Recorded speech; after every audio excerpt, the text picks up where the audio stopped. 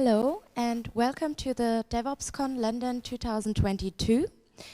We hope you liked the keynote, and now we start with the sessions. So the first session today is from Max Körbächer and Christoph Voigt. Hello you guys. We have people in the room. Hi. And we have people who are joining you on our streaming platform. So now I would like to hand over to you. Thank you very much, Aaron.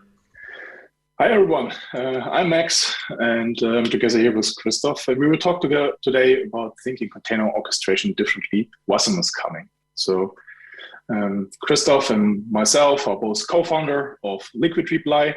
I'm focusing more on the Kubernetes platform engineering, actually having enterprise architect background, building platforms for enterprises itself, having often a high-level architecture perspective, and evaluating a lot of tools to identify what is the best suited solution for our customers. If I'm not working for our clients, I'm contributing to the Kubernetes release team since Kubernetes 1.17, who's not yet calculating his whole lifetime in Kubernetes releases. This is a little bit more than 2.5 years, meanwhile working on it. And yeah, I'm a servant also for our cat. I hope it will not join us today for the meeting, but if so, feel free to say hi. My name is Christoph. I'm also co-founder of Liquid Reply. I have a background in software engineering, so I used to develop software. I also used to develop IT infrastructure and platforms, and now I'm developing also a company. I'm regularly contributing to the Kubernetes release team and related Kubernetes technologies. When I'm not fiddling around with tech, I'm a father of 2 wonderful children. And living with my wife in Hanover, Germany. And now we would like to talk about Liquid Reply for a second. So Liquid Reply is our company, which is focusing purely on Kubernetes and cloud-native implementation. So all day long, containers, clusters, but it doesn't matter so much where, as long as it's a platform where we can work with containers and Kubernetes. This is the right place where we feel well to help our customers to modernize their infrastructure, to develop, to architect new modern solutions, help them with the time to market, speeding up the application delivery, and in the end, also giving some good hands-on lessons, some teaching sessions to understand what actually we have built here. So today our journey will be about WebAssembly, or short called Wasm, because it's a name extension of the file which WebAssembly is representing. And from our point of view and the implementation and research we have done in the past year, we see that Wasm is at the moment in the inflection point. This means that for the next few years, we will clearly see that there will be a massive adoption of WebAssembly in all kinds of the industries and in different platforms, from the browser to the backend to the edge. And this is what we will discover today. So short, what is Wasm? Will be our first stop of the journey. Second, what is the current status quo? What do you see? What is maybe something you should also have a look at? And then finally, we will do a very brave step forward to take a look into a class bowl. And well, let's see where we think Wasm you will meet in the future, somewhere on the street, on your favorite customers, enterprises, implementations, and so on. So WebAssembly. WebAssembly is a very interesting implementation. It is also, meanwhile, more or less old. And there's this very famous tweet from Solomon Hykes. Who doesn't know yet Solomon? He's the guy who actually, maybe we would not say invented, but mainly developed Docker and come to the idea to make this functionality of the Linux kernel usable for running applications. And he stated already in 2019 that if Wasm and WASI, the basically specification for the Wasm implementation, would have existed 2008, they maybe never would have developed Docker. And this is a very big statement when you think about how much containerization, and in the second step also Kubernetes, has changed the whole IT industry, even have changed partially the business model of cloud providers, and switching the focus from building just some hypervisors over to how we can really utilize containers, having crazy use cases, putting containers into a fighter jet, putting it into cars and wherever else. And this is what us makes so curious about Wasm. And that's why we want to also to create the interest for you and maybe help you to see and cause also some curiosity about Wasm itself. So what is actually Wasm doing? You can see it as an intermediate layer. This means that several programming languages, at the moment there are around 30 different programming languages supported, can be compiled into a so-called Wasm file. And this Wasm file can run everywhere where a Wasm runtime is running, which maybe sounds a little bit familiar to something what is Java, for example, doing, just on a very different level here, has some big advantages at this point in time because it is consistently fast. It is incredibly small. We are talking here about very minor megabytes, not about gigabytes, which we have most often in the containerization environment, or even more when we talk about virtual machines. It's universal. So if your Wasm runtime doesn't support an architecture, you can adjust it and it runs also there. Your Wasm file can just be executed then. And therefore, it's also very much reusable. WebAssembly, as a name is given, is a little bit misleading maybe. It was developed initially for running in the web, so in your browser. And there's already a couple of applications which using it, most of your browsers supporting WebAssembly since a few years actually, and helps you to encapsulate basically or put it in a secure context applications and plugins, for example.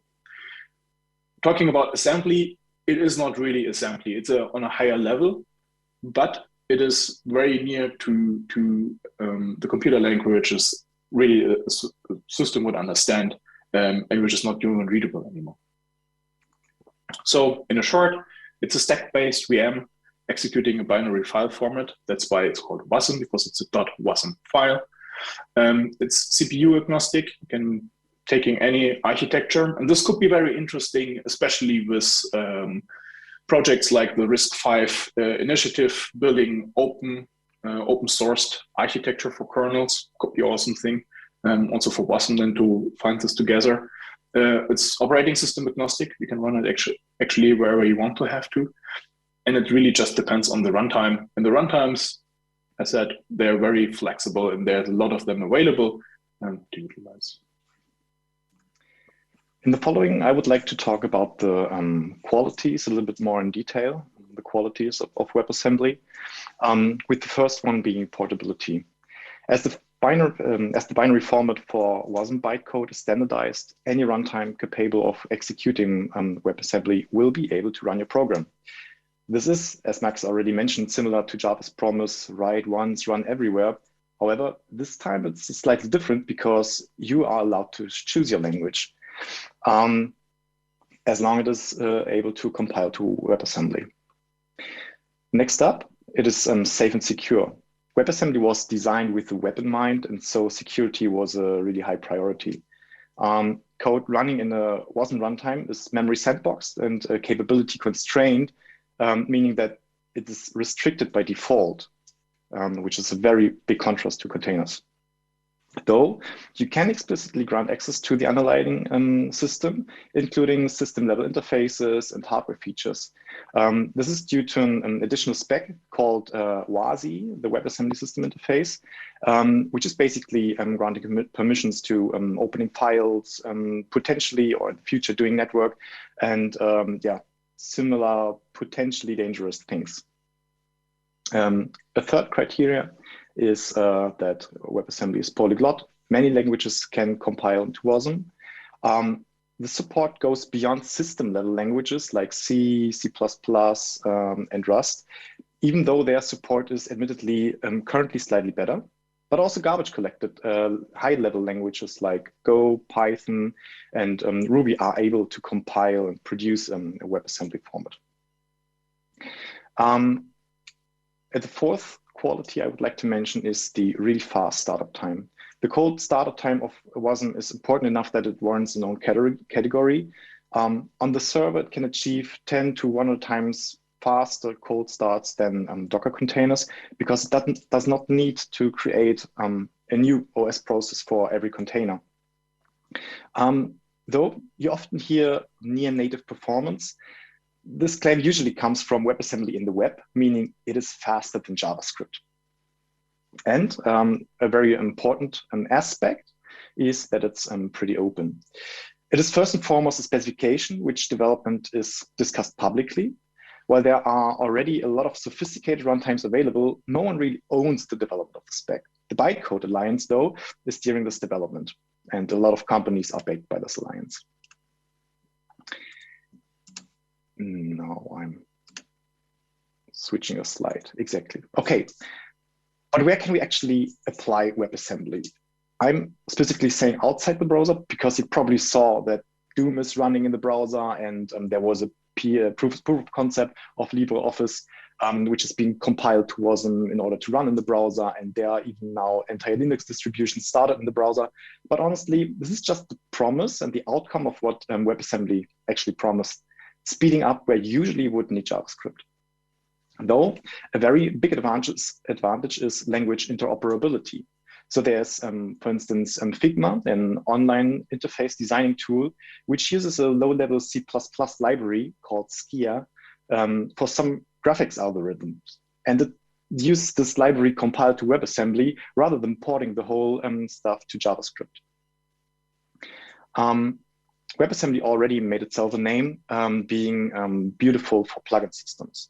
So there's the Envoy proxy, which might be familiar to a couple of you DevOps guys here, which is able to be extended with Wasm modules. Remember writing Lua scripts for request filtering and hoping it doesn't break the rest of the Nginx config? Well, this is a thing of the past, because even if your Wasm request filtering module would be broken, it would not break anything else as it is sandboxed. Another cool tool that I would like to mention, which is making use of WebAssembly plugins, is KubeWarden. It is Kubernetes dynamic admission controller that validates incoming requests and uses policies written in WebAssembly. This is pretty cool because KubeWarden actually deals on the whole Kubernetes actually deals with JSON. And as long as your language is able to deal with JSON and able to compile into WebAssembly, you can use this for policy validation. KubeWarden even supports some kind of app store for such policies, and you don't need to take care which language this Wasm module was written in, because as long as it's supported by the runtime, it will work. There's the topic of embedded sandboxing. I briefly want to mention Firefox makes use of it, embedding a WebAssembly runtime, for instance, for things like spell checking in it. If spell checking crashes somehow, it will not corrupt the rest of the system. It's a very big topic in the area of blockchains. So most popular is Ethereum, which brought up a own language for authoring smart contracts that you had to put a lot of effort for learning it. But there are also now other blockchains that are implementing a WebAssembly runtime with the aim that you can author your smart contracts in the language of your choice, compile it to Wasm, and make it run on the blockchain, which basically is a huge advantage in adoption for smart contracts. And the qualities of WebAssembly, especially the fast startup time and the high isolation, are super important for serverless platforms. Cloudflare workers and Fastly, for instance, are using this technology already in production. So, is there a new paradigm ahead? There's this famous site of Albert Einstein: we cannot solve all problems with the same thinking we used when we created them. And what problems am I talking about? We live in a dramatically distributed world. So this is the first thing, the very first problem. The second problem is containers are usually always built for Linux and with Linux in mind. And the third one, processors. Currently, the major processor platforms that we are building for are x86 and ARM. So starting with the first problem. We live in a dramatically distributed world. We would like to distribute our applications across the data center, across the client, towards the edge, whatever the edge is. I mean, sometimes it's an interlock, sometimes it might be something entirely different. We can run WebAssembly on devices where you could never start a container. Think about your mobile phone. Think about your washing machine, factory machines, warehouse robots, or other IoT devices that might be resource restricted. Potentially, WebAssembly is even the better choice when it comes to running your applications in a car or in an F6 fighter jet, as presented in the KubeCon 2019. Why? Because containers are usually always built for Linux or with Linux in mind. The problem here is that most container runtimes, such as Docker, they do not support real-time operating systems and only work on POSIX systems. So there's, for instance, an operating system called SEL4, which is now increasingly used in autonomous vehicles and drones, where security and real-time performance are critical. The SEL4 operating system is a microkernel and not compliant to POSIX, which makes it especially challenging to run Docker-like containers. Again, WebAssembly runtime would be a very good approach here. Next, talking about processors. The standard is nowadays to build for 1 or 2 processor architectures in mind. I mean, you can have a look at Docker Hub or other famous repositories. Usually, these are the architectures that are supported. Currently, we can't really address others with the effort of recompiling to the specific architecture. And even if we can recompile, hopefully the language supports this architecture. In any case, when we talk about like, how do we get this binary cross-platform, cross-architecture, and scaled up or down to 0, literally everywhere, Wasm is a really good fit. Nevertheless, there's one major problem. Potentially there are other major drawbacks, but this is something that needs to be considered. Containers back then were pretty much plug and play. You could use your existing software, throw them in a Docker file, build, run, and done. This is not exactly the case with WebAssembly. It's not guaranteed to be that easy. While we see a lot of existing projects being compiled to WebAssembly, it really depends on a couple of factors whether this is truly possible. In any case, it will be a great choice for greenfield approaches. And next, we would like to present some WebAssembly runtimes. I need to mention here that this is a very subjective choice, and there are other runtimes out there, but we present today 3 runtimes that we actually have some experience with and tried to have some presentation for this. So the very first project I would like to present is Crustlet. So Crustlet, which problem does it aim to solve? Kubernetes orchestration qualities could be a very good fit to schedule Wasm modules everywhere, like similar to containers. Wasm modules would have advantages compared to containers that have some inherent problems related to security, isolation, resource consumption, and so on. I mean, have you ever tried to build a really isolated multi-tenant Kubernetes cluster? This is hard due to the nature of containers. So Crustlet aims to start Wasm modules instead of containers. To understand its approach, we need to talk about how containers are usually started today on a Kubernetes node. So on the right-hand side, you see a graphic of this. So usually kubelet is the agent on a node, which is listening on the API server and continuously listening for new pod schedules. If there is something new on the API server, the kubelet tries to get this pod spec and then tries to interpret this pod spec and gives the order for a new container creation down to the container runtime interface.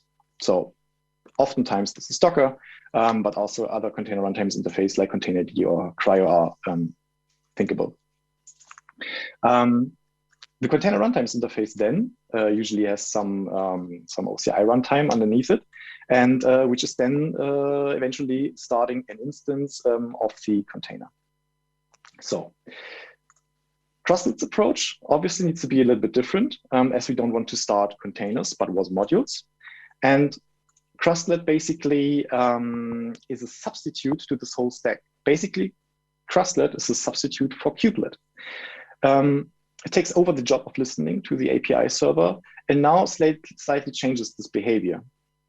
If it gets a pod spec with a definition for a Wasm module and some specific tolerations, it tries to start the WebAssembly module by handing it over to Wasm time, a WebAssembly runtime, which is, by the way, pretty popular. As of now, the WebAssembly system interface spec, which is implemented by Wasm time, is granting permissions like file access, potentially even network access, but this is not implemented yet, not part of the WASI spec yet.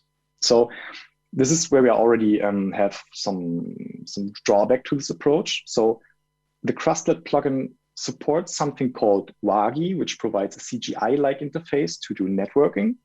But this is a specific platform that you need to specifically need to enable. The other option would be you spawn your Wasm module and you already have a running proxy on your host, which is able to address your module.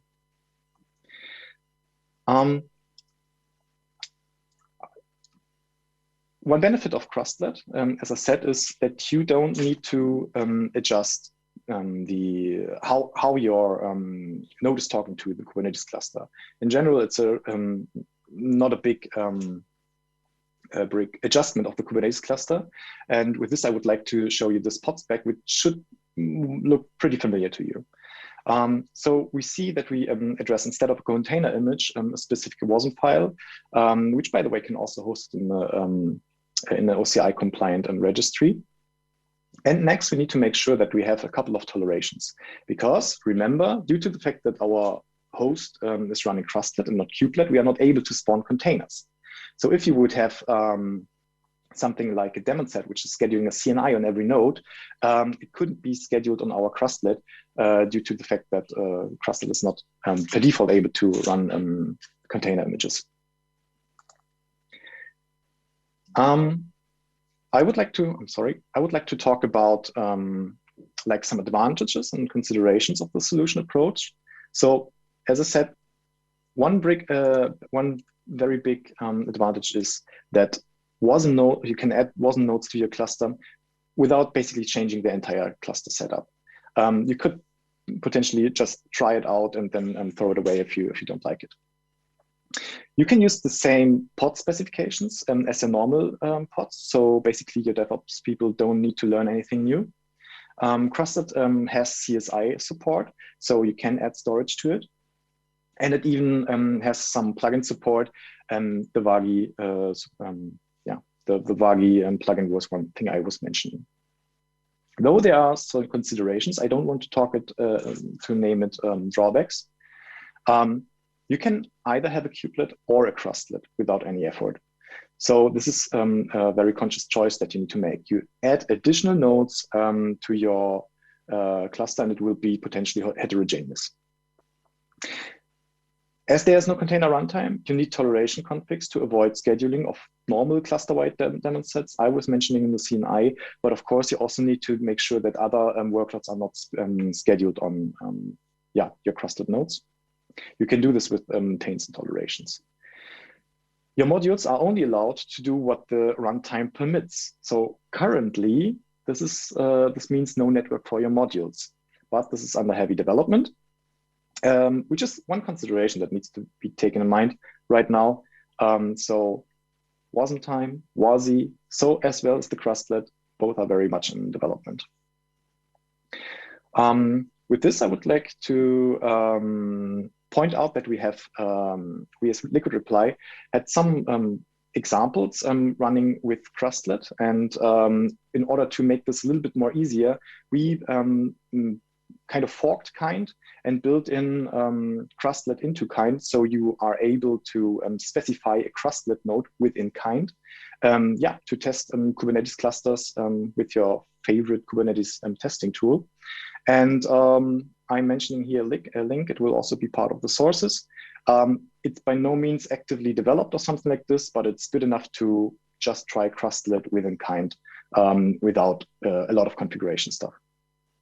With this, I would like to hand over to Max. Thank you. Next, we are talking about Wasm-edge. And Wasm-edge itself try to solve actually similar problems like Crustlet mentioned, or we mentioned at the Crustlet part. But it looks into its implementation perspective into something more flexible and linear way. As Christoph has described, with Crustlet, even though it is very cool, it replays a lot of components within your cluster configuration, and it is fine, you can do it, but it somehow feels like you glue something in addition to it. So Wasm-edge is, on the one hand side, especially targeting the integration with Kubernetes, and it allows therefore also to be used with various Kubernetes distributions out of the box, like the vanilla Kubernetes, like a kind, and so on. You don't need to make so many modifications to run it. It's compliant with a couple of CRI runtimes. And also interestingly enough, it is compliant with OCI runtime, especially crun has the best support here we can provide. Others are partly developing, but they're not so far. Others do not touch it yet. Nevertheless, this is quite interesting from the approach, because you can see on the right-hand side that we have still our kubelet, so there's no configuration in it. We have our favorite CI runtime, like a containerd. The OCI is a crun, and we can execute on the same node a Linux container, your favorite Nginx, your favorite whatever container.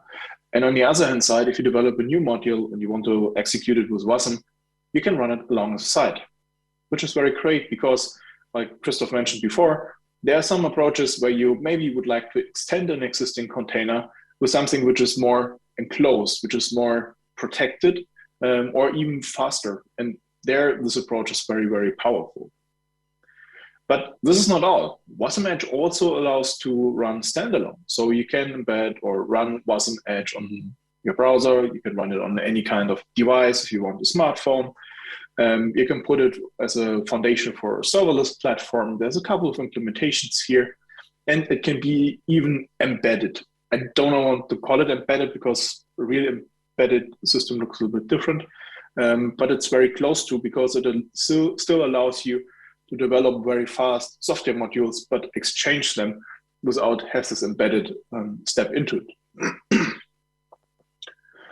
So the very cool thing also here is that the image of a Wasm-edge compliant container image and specification for it is very similar to what you know from any kind of Docker image. So on the bottom, you see the from scratch image definition, and there's not happening so much. So we just add our Wasm module and give that it started when the container starts. Most importantly here is to recognize there is no operating system in it. So from a security perspective, awesome.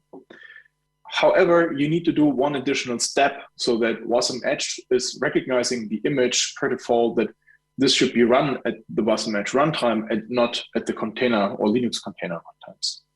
So you need an additional rule called builder, for example, which actually can also just build a regular container image. But it is important that it does here the annotation of the module.wasm.image. Because with this annotation, Wasm can differentiate if it should pull the image to itself or if the image should be executed on the container runtime for your standard containers.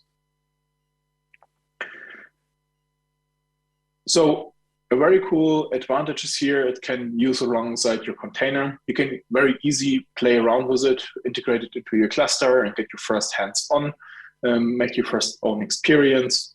The build and deployment specification, there's not so much big difference in it. So it feels familiar overall. And it can utilize everything what the Kubernetes ecosystem so far has developed, which is great because there are hundreds of open source tools solving individual problems. And this is still all accessible for you. It can use the ecosystem as said, but also on the other hand, it can run by itself. So you don't need necessarily to run a full-blown Kubernetes if you just want to test out some Wasm or do some Wasm implementations. And the even more cooler thing is when you think about it in the next step, you can have running the same module basically everywhere. You can run it on your backend, in a browser, as a serverless component, or on an edge device. So it does not matter where you run it, which makes your applications incredible, portable, and reusable. But we have also to consider, we need an additional tooling at the moment for building the container. The default approaches to build Docker images do not allow to give this kind of annotation to a container image. If you want to run your Wasm module on any other places than on Kubernetes, you need to keep in mind that you need an SDK for it. This SDK will limit you in the amount of programming languages you have available. Also, there's a lot of development in it, but you will find some very familiar things like the JavaScript, Go, Rust, and a few others, but you do not have the full landscape available yet. And a more personal point of view, that it partially can lead to confusion, especially in the adoption of Wasm-edge, that you can practically bring it everywhere. So you will talk about Wasm-edge to run the part in any kind of remote device, the same as a part of a Kubernetes cluster. That it's cool, but it maybe can lead in the implementation to some like, okay, where it's now actually running and why it is the same, or is it maybe the different things and so. However, from all the tools which we show you today, we see with Wasm-edge a very, very high chance of adoption because it seamlessly integrates into the existing landscape or utilizing and allowing to utilize wherever you want to use it without doing any deep cutting changes. So from an adoption perspective, a very good foundation to get your first steps done with it. As the third and therefore also the last project that we would like to present today, we would like to present Wasm-cloud, which is a project by Cosmonic that attempts to leverage WebAssembly's qualities and tries to give application development another spin. A spin which is app-focused and not really infrastructure and or Kubernetes-focused. Though there's a short disclaimer here. We really like Wasm-cloud, but we think this is definitely this view into the glass bowl. This is a really nice and interesting approach, but it will be, history needs to be written, so we will see how it will do. In any case, Wasm-cloud is a distributed platform for writing portable business logic that can run anywhere from edge to the cloud. This is like from their documentation, from their website, which is really a mouthful. It's a very bold claim.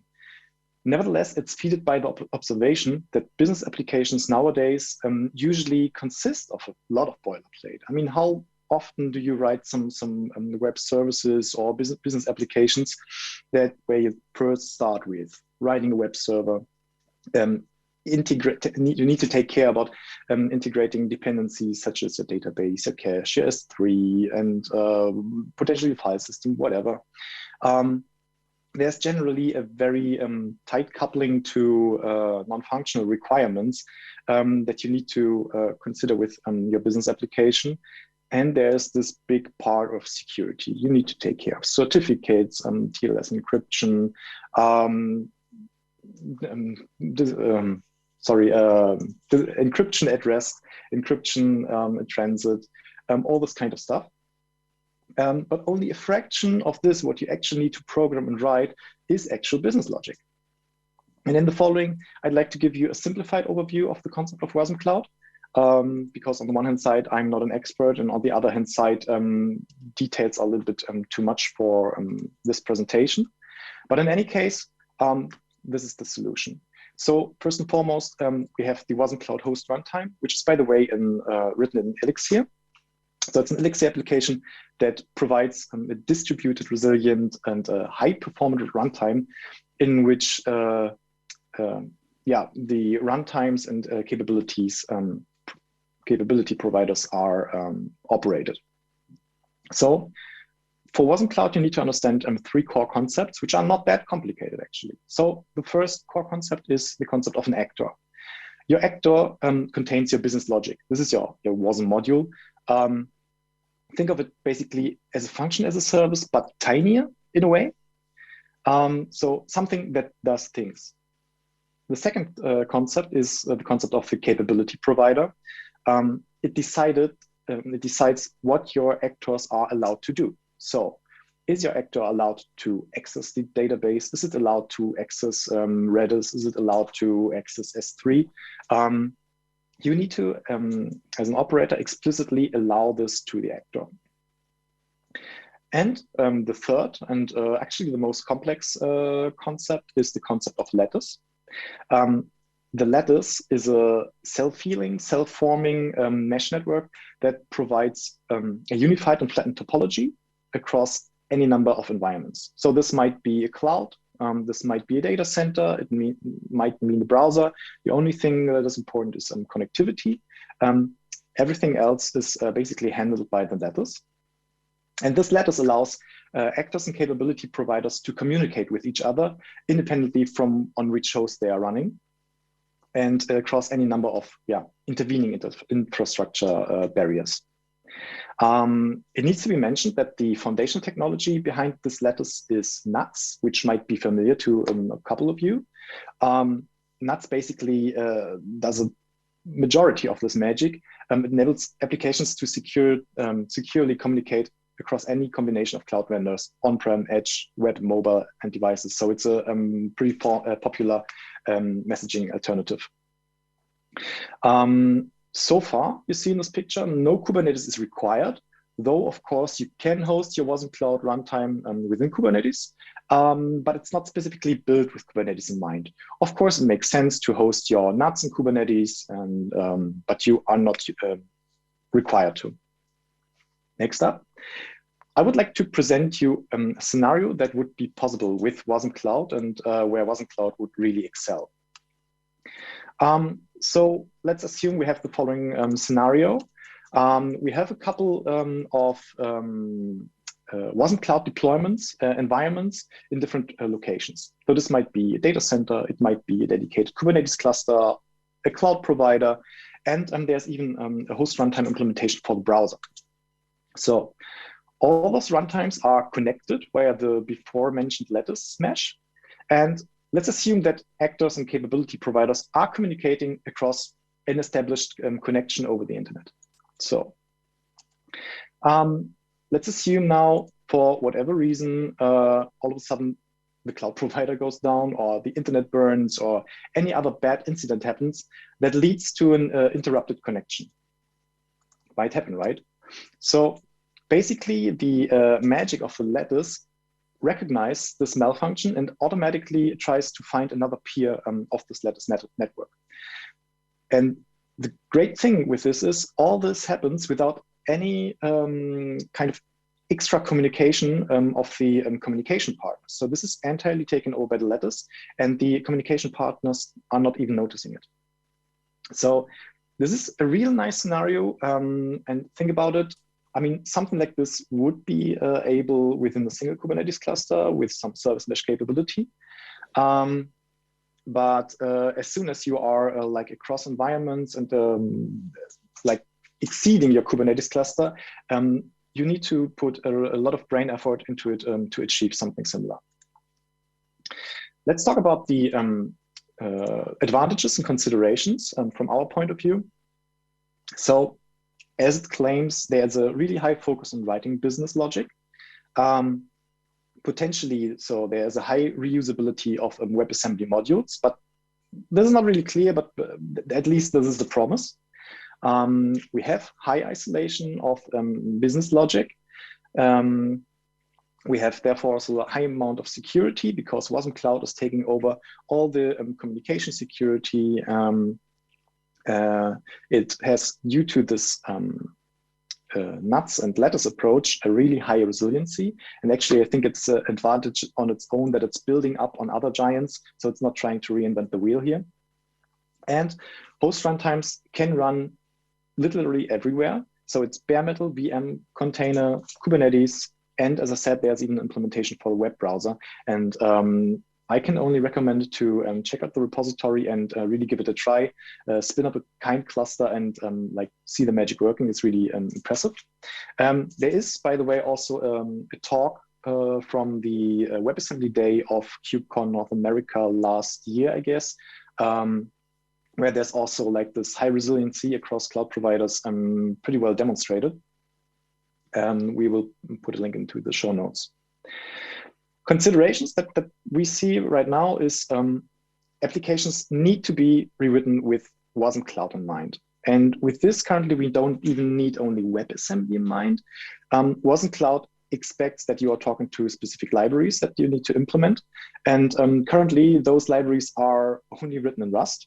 While Rust is a beautiful and a great language and has really great WebAssembly support, this is the only language which is currently supported by Wasm-cloud, but they promise to support other languages.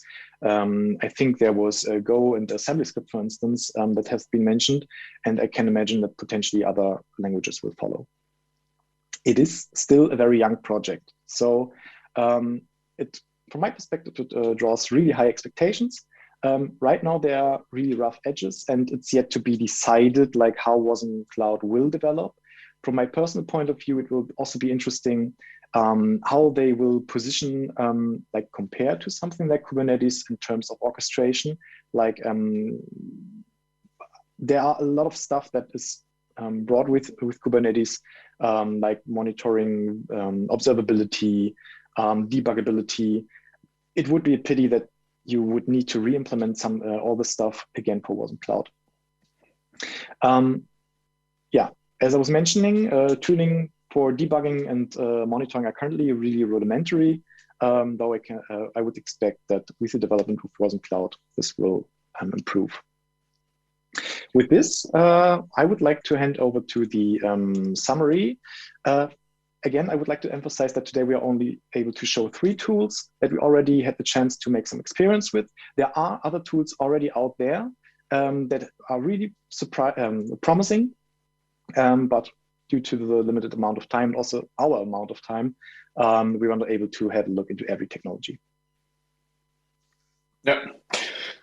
So the Wasm ecosystem, as Christoph said, under heavy development, and you can see on the yet a little bit poor CNCF Wasm landscape, which we have initialized a few months ago, there is some help needed, not just to make it pretty, but really in the whole ecosystem. But there's a huge potential behind it, and a lot of companies having a look into it. So if you're looking for some cool open source projects, check out the ecosystem. There's very much help wanted. For us, it's also a big question, is it a missing extension? And we would say definitely yes. We don't believe WebAssembly will replace containers. Not yet, maybe in the far, far future. But we see it is a good extension because it's faster, it's maybe safer, it's maybe a little bit more portable. But yet the adoption path is tricky. And there's a containers really shining. So we see containers for lifting part, bringing your current applications into the cloud, into a containerized environment, while Wasm is for rebuilding, recreating applications in the future and start by scratch, and if it fits to your use case. So both will run along side by side and will actually be a perfect pair. It's like the missing brother so far for the Docker environment or the containerization environment. So to sum it up, WebAssembly is definitely more than something which runs in the web browser. You've seen some really cool implementations so far existing. There's way more of really cool implementations for backend, for serverless, which use WebAssembly. Have a look on it, it's awesome.